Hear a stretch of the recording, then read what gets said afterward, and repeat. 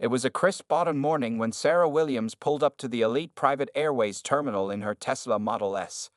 The rising sun cast long shadows across the pristine airfield, where several private jets stood gleaming in the early light. At 42 years old, Sarah had built her cybersecurity company from the ground up, turning it into a $50 million enterprise that protected major corporations from digital threats.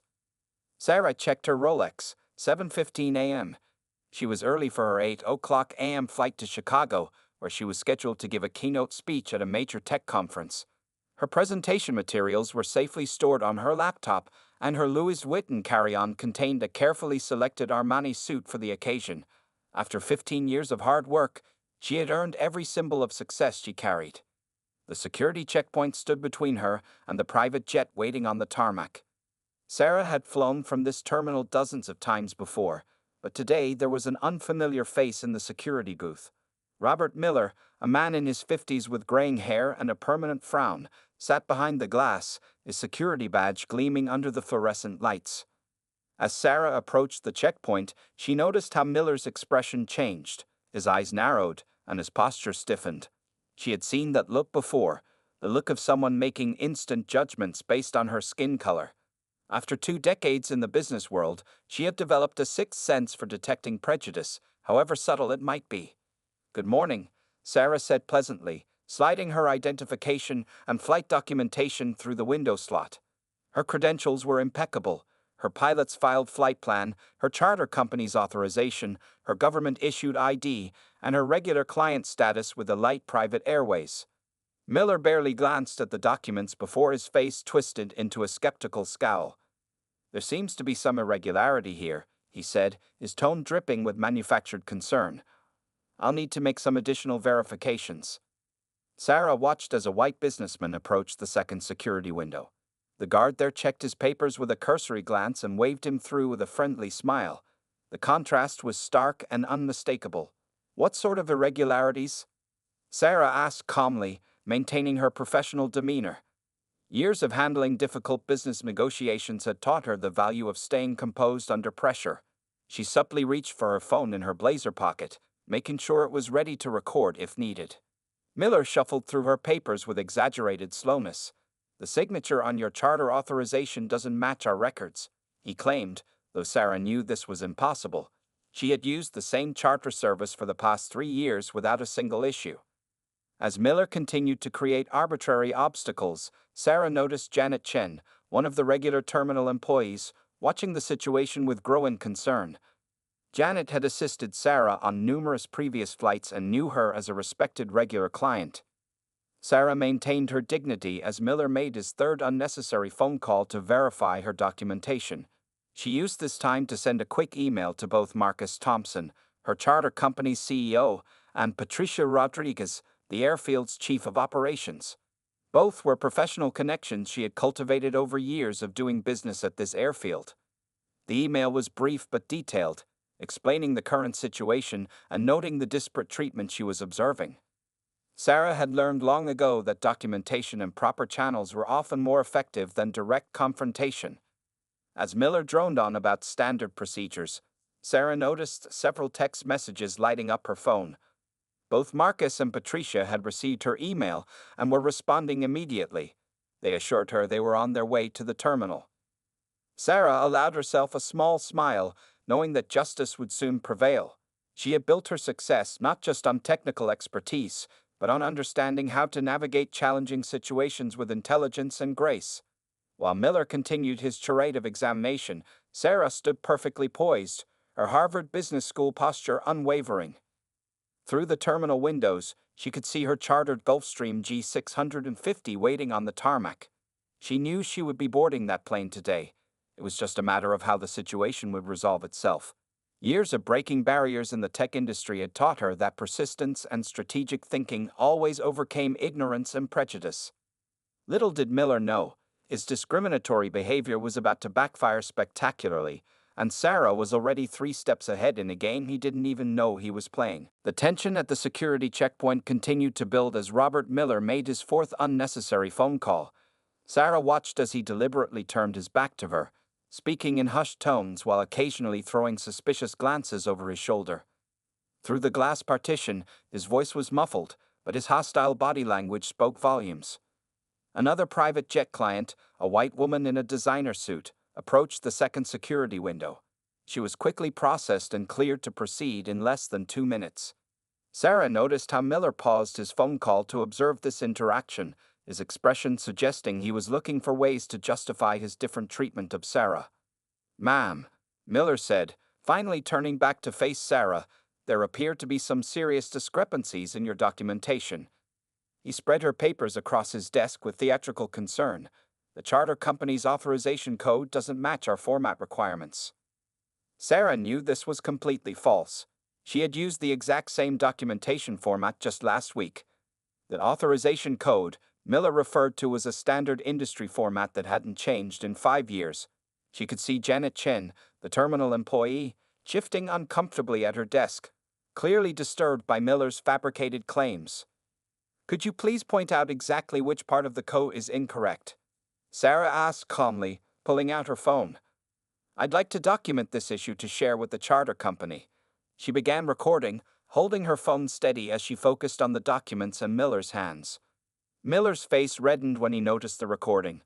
"Ma'am, photography and recording are not permitted in the security area," he said sharply, though there were no signs indicating such a policy. In fact, Sarah could see another passenger taking selfies near the waiting area. "I'm not recording the security area," Sarah replied smoothly. "I'm documenting my own papers for business purposes. There's no law or policy against that." Her years of handling corporate legal matters had taught her exactly what her rights were in these situations. Just then, Sarah's phone buzzed with incoming messages. Marcus Thompson, the charter company CEO, was texting her updates about his arrival. Patricia Rodriguez, the airfield's operations chief, was also en route. But Sarah needed to keep Miller engaged for a few more minutes without letting the situation escalate. "Mr. Miller," Sarah said, reading his name tag, "since you're concerned about the authorization code, why don't we call the charter company together? I have their direct line, and they can verify everything immediately." She maintained eye contact, her voice steady and professional. Miller's confidence seemed to waver slightly. He hadn't expected such a well-prepared response. "That won't be necessary," he said, his tone growing more defensive. "We have our own verification procedures." Through the terminal windows, Sarah could see a black luxury SUV pulling into the staff parking area. She recognized it as Patricia Rodriguez's vehicle. Moments later, another car, Marcus Thompson's Tesla, parked next to it.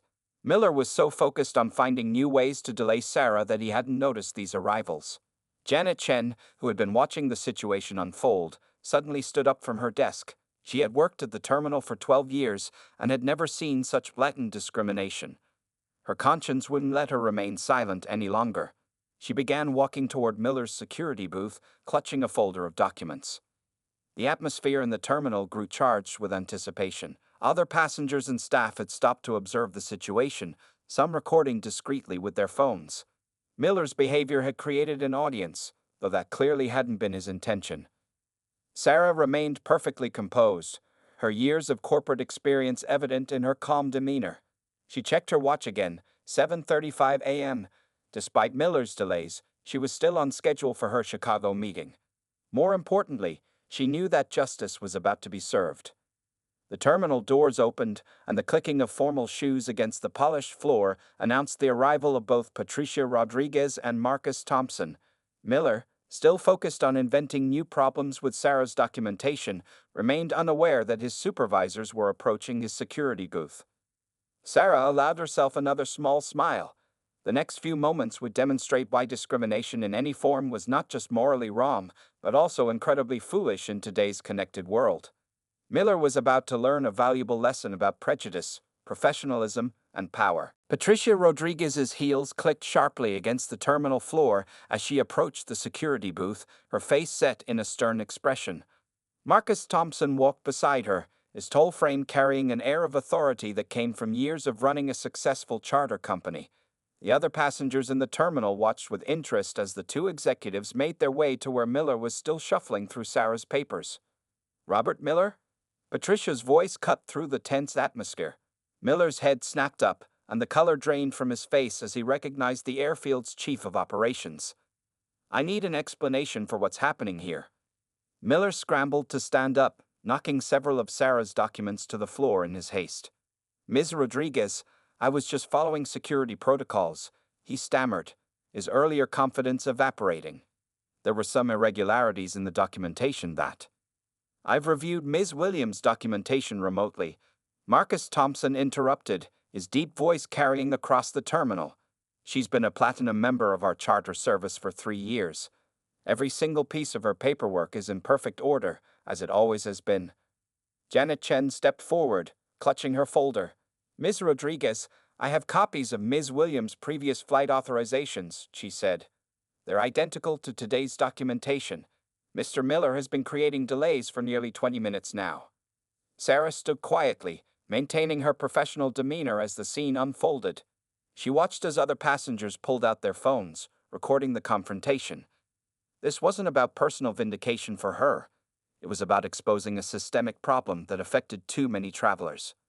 Patricia turned to Sarah, her expression softening. "Ms. Williams, I can't express how deeply sorry I am for this incident. Please know that this is not how we conduct business at Elite Private Airways." She then turned back to Miller, her voice hardening. "Mr. Miller, step out of the booth immediately." Miller's face had turned from pale to red as he realized the gravity of his situation. "But ma'am, I was just being thorough with security." "Thorough?" Marcus stepped closer to the booth. "I've been watching the security feeds for the past 10 minutes.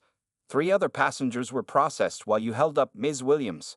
None of them received even a fraction of this scrutiny. Would you care to explain why?" The terminal had gone completely quiet. Even the usual airport announcements seemed to have paused, as if the building itself was holding its breath. Several of the passengers who had been waved through earlier looked down at their feet, uncomfortable with the obvious discrimination being exposed. Janet Chen spoke up again, her voice quiet but firm. "He didn't even properly look at their IDs, Ms. Rodriguez, but he's made Ms. Williams provide additional verification 3 times now." Miller began to sweat visibly. I was just following what I thought was best practice for security." His voice trailed off as he realized no one was buying his weak excuse. Sarah finally spoke, her voice clear and measured. "Best practice would be to treat all passengers with equal respect and professionalism, Mr. Miller. The only irregularity here is your behavior." Patricia nodded sharply. "Security camera footage confirms everything. Mr. Miller, please surrender your security badge. Your employment is terminated, effective immediately." She turned to another security officer who had approached. "Please escort Mr. Miller from the premises." As Miller was led away, his shoulders slumped in defeat. Marcus Thompson turned to Sarah. "Ms. Williams, your aircraft is ready for departure. Please allow me to escort you personally." The other passengers in the terminal began to applaud spontaneously. Many of them had witnessed the entire incident, and seeing justice served so swiftly and decisively was a powerful moment. Several people approached Sarah to express their support and share similar experiences they had faced. Patricia Rodriguez was already on her phone, calling an emergency staff meeting. "This ends today," she was saying. "We're implementing new anti-discrimination training immediately, and we're reviewing all security protocols." As Sarah walked toward her waiting aircraft, flanked by Marcus and Patricia, she reflected on how this incident would create positive change. Her calm handling of the situation, combined with her strategic use of professional connections, had turned what could have been just another frustrating experience of discrimination into a catalyst for institutional reform.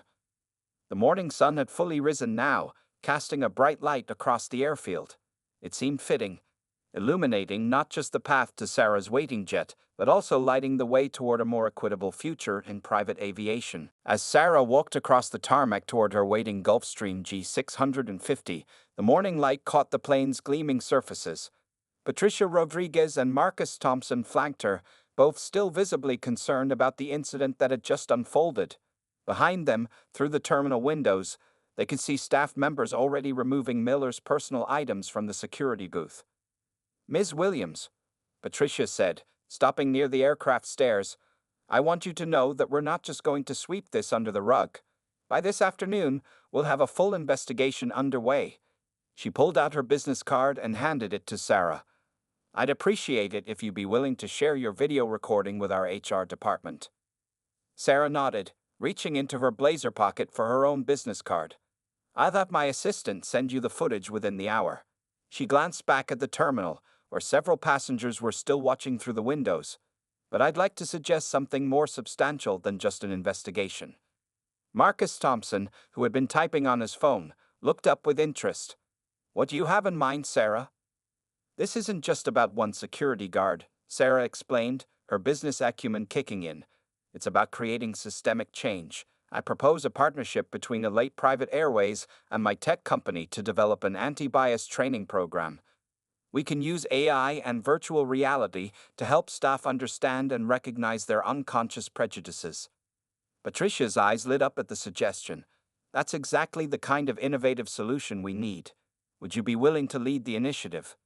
Sarah smiled, her entrepreneurial mind already mapping out the possibilities. I think we can create something revolutionary.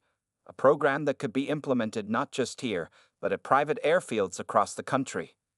The pilot emerged from the aircraft and descended the stairs to join them. Captain Michael Chen, a veteran aviator with 20 years of experience, had been watching the terminal incident through his cockpit window. Ms. Williams, he said, extending his hand, I'm sorry you had to experience that, but I'm impressed by how you handled it. Thank you, Captain Chen, Sarah replied, shaking his hand. I believe in turning obstacles into opportunities. She turned back to Patricia and Marcus. I'd like to schedule a meeting for next week to discuss the training program. This morning proved that we need more than just reactive measures. Janet Chen came running across the tarmac, holding a folder. Ms. Rodriguez, I've compiled all the security footage from the past week. She caught her breath before continuing.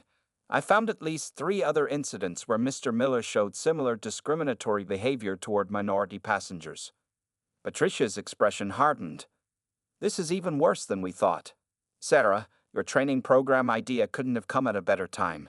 She took the folder from Janet, quickly scanning its contents. We'll need to reach out to those passengers as well. A gentle breeze swept across the airfield as Sarah checked her watch. Despite the morning's drama, she was still on schedule for her Chicago meeting. I should board now, she said, but I'll have my office contact both of you this afternoon to set up that meeting. Marcus stepped forward to shake her hand.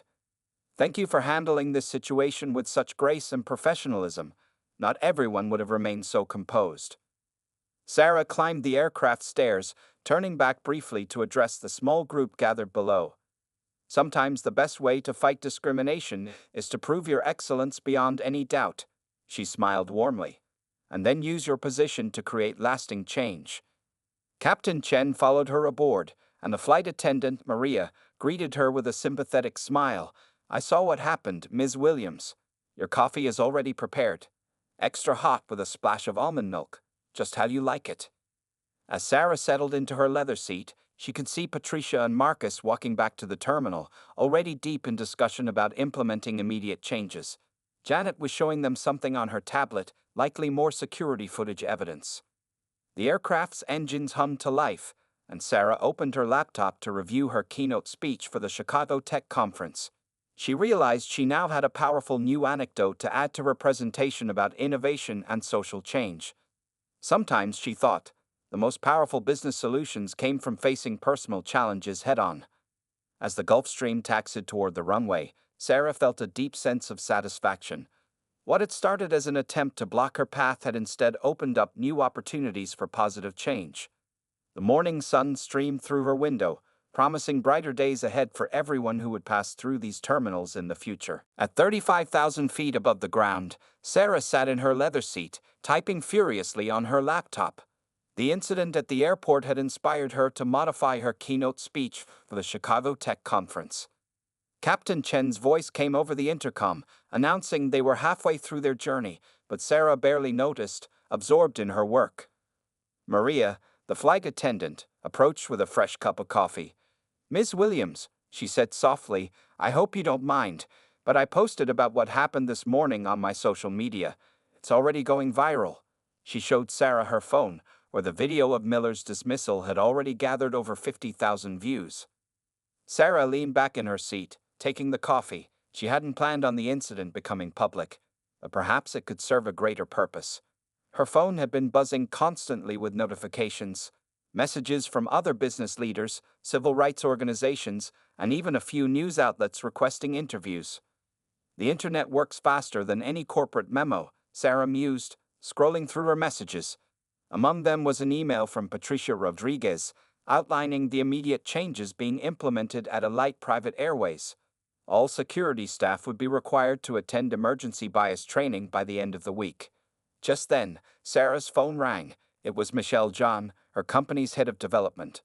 "Sarah, I saw what happened," Michelle said without preamble. "I've already assembled a team to start working on that anti-bias training program you mentioned. We can use our existing AA framework as a foundation." Sarah smiled, putting the call on speaker as she opened a new document on her laptop. "Perfect timing, Michelle. I want to present a prototype at next week's meeting with Alight Private Airways. Can we incorporate virtual reality scenarios?" As they discussed the technical details, Maria returned with another update. The video had now reached 100,000 views, and hashtag Elite Airways Accountability was trending on social media. Other passengers from the terminal were sharing their own recordings of the incident, each clip showing a different angle of Miller's discrimination and subsequent dismissal. Halfway through the call with Michelle, Sarah received a text from Marcus Thompson. Elite Private Airways had just issued an official statement condemning discrimination and announcing a comprehensive review of their security protocols. They were also publicly committing to implementing Sarah's proposed AI-driven training program across all their terminals. "Michelle," Sarah said, her voice filled with determination, "I want this to be more than just a training program. Let's create a complete system that can monitor and flag potential bias in real time. Use facial recognition, behavior analysis, and processing time disparities to identify discriminatory patterns before they escalate." The next hour flew by as Sarah and her team brainstormed ideas. They would call it the Fairness First Protocol, a comprehensive system that would not only train staff but actively prevent discrimination through technology. Sarah's initial experience of prejudice was transforming into a revolutionary solution that could help countless others. As the plane began its descent into Chicago, Sarah received another call, this time from the conference organizers. They wanted her to expand her keynote to include a panel discussion about using technology to combat systemic discrimination. Several major airlines had expressed interest in attending. Maria appeared one last time, her face beaming. "Ms. Williams, you might want to see this." She handed Sarah her tablet, showing a statement from the National Aviation Authority. They were considering making anti-bias training mandatory at all private airfields, citing the morning's incident as a catalyst for change. Looking out the window at the Chicago skyline emerging through the clouds, Sarah felt a profound sense of purpose. What had started as one security guard's attempt to block her path had sparked a national conversation about discrimination in private aviation.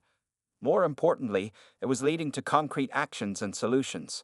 Her phone buzzed with a message from Patricia Rodriguez. "Sarah, we've already received calls from 3 other private aviation companies interested in your training program.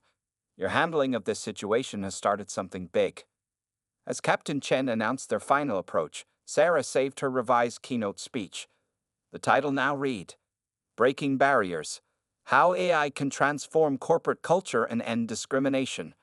She had always believed that technology could solve more than just technical problems. It could address social issues too. The plane touched down smoothly on the Chicago runway, and Sarah gathered her belongings, ready to face the press that would undoubtedly be waiting in the terminal. She knew that this was just the beginning of a much larger journey toward equality in private aviation. As predicted, a small crowd of reporters waited in the Chicago private terminal when Sarah's flight landed. News of the morning's incident had spread rapidly across social media, turning what could have been a simple case of discrimination into a national conversation about privilege and accountability in private aviation.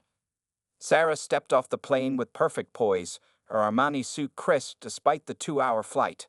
Maria, who had become personally invested in the story, walked beside her carrying an extra copy of the incident report that Janet Chen had prepared. The morning sunlight streamed through the terminal's large windows, creating a natural spotlight. "Ms. Williams," called out a reporter from the Chicago Tribune, "can you tell us more about the AI-driven anti-bias program you're developing?" several microphones extended toward her as cameras flashed. Sarah paused, recognizing an opportunity to address the larger issues at hand. What happened this morning wasn't just about one security guard or one airline, she began, her voice clear and measured. It's about acknowledging that even in 2024, prejudice exists in spaces where it shouldn't. But rather than just point out the problem, we're creating a solution. Her phone buzzed with another message from Michelle Zhang. Prototype interface ready for demo. Team worked through flight. Sending preview now. Sarah smiled, knowing her development team had once again exceeded expectations. A representative from the Chicago Technology Board stepped forward through the crowd. Ms. Williams, we've added an emergency session to today's conference schedule.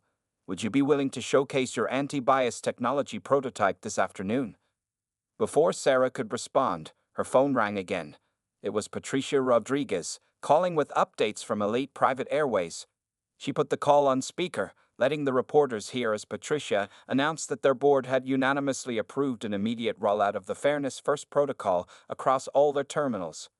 The morning's incident was unfortunate. Patricia's voice rang out clearly, but Ms. Williams' response, turning discrimination into innovation, represents the kind of leadership we need in private aviation. We're not just apologizing, we're creating systemic change. As Sarah moved through the terminal, more messages flooded her phone. 3 major airlines had already reached out about implementing similar programs. The National Aviation Authority was drafting new guidelines based on her proposed AI system. Even tech giants were expressing interest in adapting the protocol for other industries. Maria handed Sarah a tablet showing the latest social media updates. The video had now reached over 1 million views, and hashtag #FairnessFirst was trending nationally. Comments poured in from people sharing similar experiences, but also from companies pledging to do better. The technology is important, Sarah told the reporters as she reached her waiting car, but it's just a tool. The real change comes from people willing to acknowledge problems and work toward solutions. Every person who experiences discrimination has a choice to let it defeat them or to use it as fuel for positive change. Just then, Janet Chen called from the original terminal. She was breathless with excitement. Ms. Williams, you won't believe this. After seeing the video, 3 other private airfields called. They've found similar patterns of discrimination in their security footage. They want to be part of the pilot program for your AI system. Sarah switched her phone to video call mode, letting the reporters see Janet's excited face on the screen.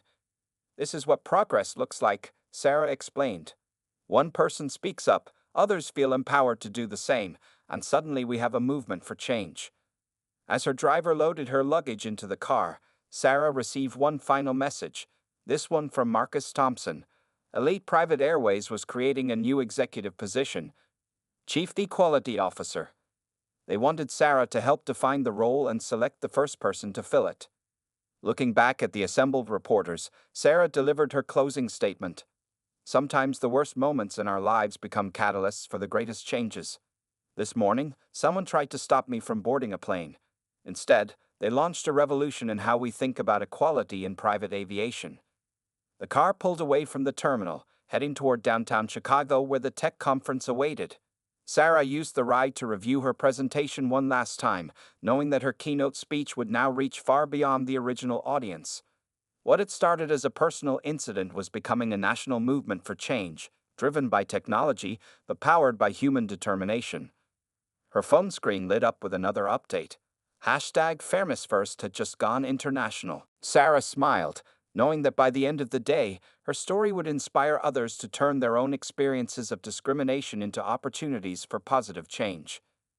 The Chicago Technology Conference's main hall was packed beyond capacity. Word of Sarah's morning experience and her innovative response had spread rapidly, drawing attendees from other sessions. The original room had to be changed to accommodate the overflow crowd, and now over 1,000 people sat waiting, with more watching via live stream. Sarah stood backstage, reviewing her presentation one last time. Michelle Zhang had just finished setting up the Fairness First protocol demonstration, and the prototype looked even better than Sarah had hoped. The AI system's interface glowed on the giant screens, ready to show the world a new way to combat discrimination. 5 minutes, Ms. Williams, a conference organizer said, peeking into the preparation room. We got representatives from 12 major airlines in the audience, and the National Aviation Authority chairman just arrived. Sarah smoothed her Armani suit and checked her presentation cards. The past 8 hours had transformed her standard keynote speech into something far more significant. Her phone buzzed with a message from Patricia Rodriguez. Security footage analysis complete. Miller showed bias in 73% of minority passenger interactions. Your AI system would have flagged this on day one. Taking a deep breath, Sarah walked onto the stage as the crowd erupted in applause. The spotlights felt warm on her face as she took her position at the podium, her presence commanding attention from every corner of the vast hall. "Ladies and gentlemen," she began, her voice clear and strong. "This morning, someone tried to stop me from boarding my plane because of the color of my skin. But instead of letting that moment defeat me, I chose to use it as inspiration for change." The massive screens behind her came to life, showing the interface of the Fairness First protocol. The AI system's dashboard displayed real-time analytics, behavior pattern recognition, and bias detection algorithms. "What you're seeing is not just software," Sarah continued, gesturing to the screens. "It's a commitment to equality. This system doesn't just identify discrimination, it prevents it. By analyzing patterns in security processing times, facial expressions, and interaction styles, it can flag potential bias before it impacts anyone's dignity or rights." From the front row, Marcus Thompson nodded approvingly. Beside him sat Janet Chen, who had flown in specifically for this presentation. Her morning documentation of Miller's behavior had already been integrated into the AI's learning algorithms. Sarah clicked to the next slide, showing real-world applications. "In the 8 hours since this morning's incident, we've received implementation requests from 27 airports, 15 corporate security firms, and 9 Fortune 500 companies. The Fairness First protocol isn't just changing private aviation, it's starting a revolution in how we address discrimination across all industries." The audience leaned forward as Sarah demonstrated the system's features. The AI could analyze security footage in real time, comparing treatment patterns between different demographic groups. It could identify subtle forms of bias in body language, tone, and procedural variations. But technology alone isn't the answer, Sarah emphasized, her voice passionate. "It's a tool that empowers human beings to be better. The real change comes from people willing to acknowledge problems and work toward solutions." As if on cue, her phone lit up with another message. Patricia Rodriguez had just announced Elite Private Airways' new mandatory bias training program built around the Fairness First protocol. The company was also establishing a scholarship fund for minority students interested in aviation careers. The presentation shifted to audience participation. Sarah invited several airline representatives to test the system's interface. They watched in amazement as the AI analyzed sample security footage, identifying potential bias markers that human observers might miss. "This morning, one security guard's prejudice could have derailed my day," Sarah said, approaching her conclusion. "Instead, it sparked a movement. Sometimes, the worst moments in our lives become catalysts for the greatest changes." The audience rose in a standing ovation as Sarah finished her presentation. Questions poured in from airline executives, tech companies, and civil rights organizations. Everyone wanted to know how they could implement the Fairness First protocol in their own industries. Backstage, after the presentation, Michelle Jine showed Sarah the latest statistics. The video of the morning's incident had now been viewed over 5 million times. Hashtag Fairness First was trending in 12 countries. More importantly, other companies were starting to share their own commitments to bias prevention. Sarah checked her watch. It wasn't even dinner time yet. In less than 12 hours, an act of discrimination had been transformed into a nationwide movement for change. As she gathered her materials, Sarah received one final message for the day. The White House was calling, interested in implementing the Fairness First protocol across all federal agencies. 1 year later, Sarah Williams stood in the same Elite Private Airways terminal where her journey had begun. The changes were immediately visible. New AI-powered security stations monitored every interaction, their subtle cameras ensuring fair treatment for all passengers. The Fairness First protocol's interface glowed on multiple screens, showing real-time analytics of passenger processing times. Janet Chen, now promoted to Chief of Terminal Operations, greeted Sarah warmly. "Can you believe it's been a year?" she asked, gesturing to the transformed space. Your system has processed over 2 million passengers across 147 airports. Not a single verified discrimination complaint in the past 6 months. Sarah smiled, remembering that tense morning that had changed everything.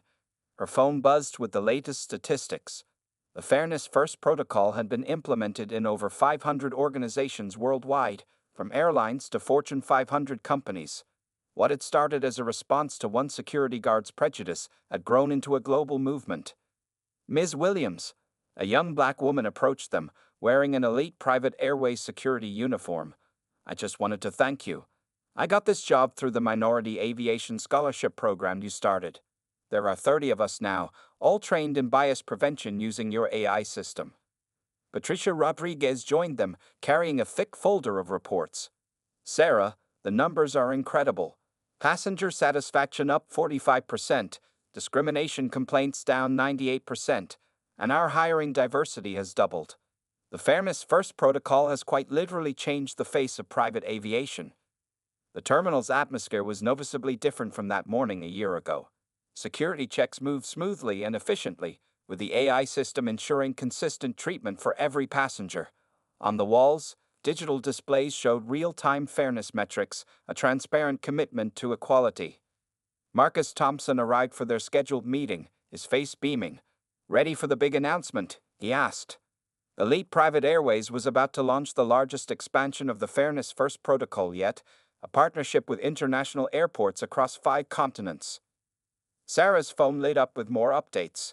Michelle Jiang was calling from their new Fairness First Technologies headquarters, where a team of developers worked constantly to improve the AI system. "The White House implementation is complete," Michelle reported. "All federal agencies are now using our protocol. They're calling it the biggest civil rights advancement in decades." As they walked through the terminal, Sarah noticed a familiar face, the white businessman who had been waved through security that fateful morning while she was delayed. He approached her, looking somewhat embarrassed. "Ms. Williams," he said, extending his hand. "I should have spoken up that day. But what you've created from that moment, it's extraordinary. My own company implemented your system 6 months ago. It's changed our entire corporate culture." The group moved to the conference room for their meeting. On the table lay newspapers from around the world, all featuring stories about the Fairness First protocol's impact. Harvard Business Review had just named it the most influential innovation of the year. The United Nations was adopting it as a global standard for anti-discrimination efforts. Sometimes, Sarah addressed the room, the best way to fight discrimination isn't just to point it out, but to create systems that make it impossible to ignore. She opened her laptop, showing the latest upgrade to the protocol, an AI-driven training program that could identify and correct unconscious bias in real time. Janet pulled up the security footage from that morning a year ago, now used as a training tool in their corporate workshops. "From this one incident," she said, "we've trained over 50,000 security personnel worldwide. Every person who watches this video learns how to be better."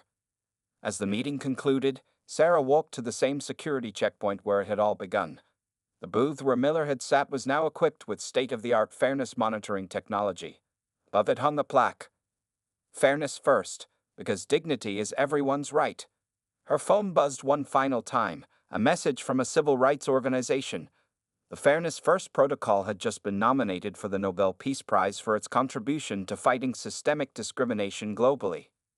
Sarah looked around the terminal, at the diverse faces of both staff and passengers, at the technology ensuring everyone's equal treatment, at the visible change one year had brought. Sometimes, she thought, the worst moments in our lives become the foundation for the best changes in our world. As she boarded her flight that afternoon, Sarah knew that her response to discrimination had done more than just solve a problem. It had created a new standard for equality in the modern world. The security guard who had tried to block her path had inadvertently helped her open doors for millions of others.